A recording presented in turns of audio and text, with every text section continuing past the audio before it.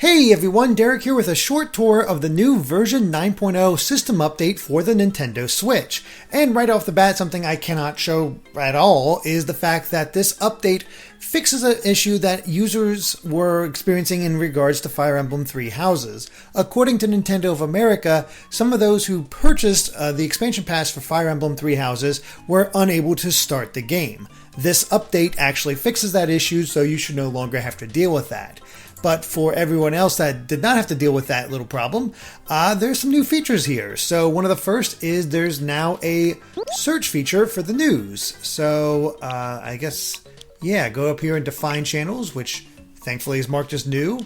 And you can search all channels, the followed channels, or just by keywords. So if I want to know about Dragon Quest, let's bring that up.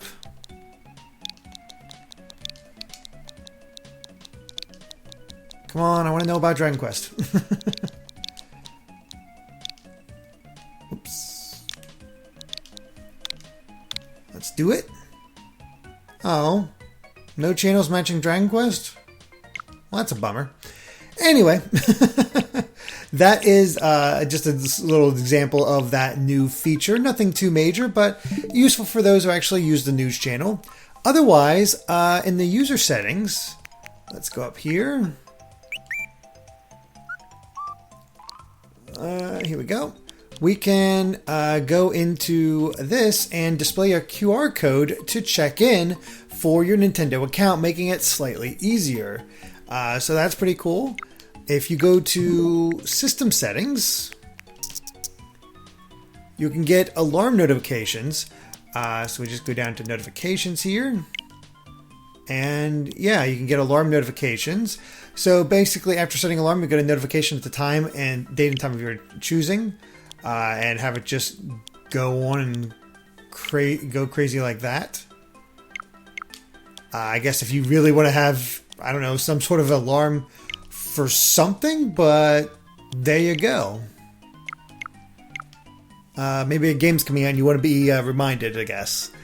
Now the other thing we can show off, I can't really show off here, but Andre's getting me footage of otherwise. Whoops, gotta go back in here. Is that we can go down to controllers and sensors, and there is a new touchscreen sensitivity option. But Andre's actually going to be showing off a little bit more of that for us, so take it away, Andre. Thanks, Derek, assuming you gave me some kind of segue. Anyway, so we are checking out one of the new options under controllers and sensors. You can see we have a new setting now for touchscreen sensitivity. Right now it's set to standard, but if you click it, we can change it to Stylus. So you might be wondering, what does this change? Well, let me go ahead and show you. So I've been playing around with it a little bit, and we go to test input devices, we can actually see the difference. So we're going to test the touchscreen. We're going to use this stylus I picked up from Mario Maker 2. Now watch the screen closely. Hopefully this shows up. You can see a blue, like a crosshair, as well as a black line appearing, obviously. Now watch as how the crosshair and the line both lag behind my stylus. If I go even faster, it's subtle, but you can definitely see, hopefully it shows that there is a lag time there. Let's go ahead and back out of it, and let me do it one more time. So you can see there is a slight lag there. It's really not that bad, but it is perceptible, especially looking at the crosshair. The line, a little bit less so, even though I think they move at the same time. But for whatever reason, it's more the crosshair that I see it with. Anyway, so yeah, there is some lag there very clearly, but if we change the touchscreen sensitivity to stylus, check this out. I'm going to test it again. Look at that. It is instant now. There is no real perceptible lag here at all. So basically, this just means you'll have a better experience using a stylus, even though I had no problems with it before. Not really any major ones yet. Now, of course, there aren't a ton of games that necessarily need a stylus, but it is nice to know that it will work better for the ones that do, such as Super Mario Maker 2, which I find the stylus works much better in. So yeah, there you go. If you're finding yourself using a stylus, definitely change that setting. I see no reason not to. It should allow you to have a slightly better experience, if imperceptibly so. Alright, Derek, back to you. And then you can have, as far as the Switch Lite, there's going to be an option to turn on or off the system button input.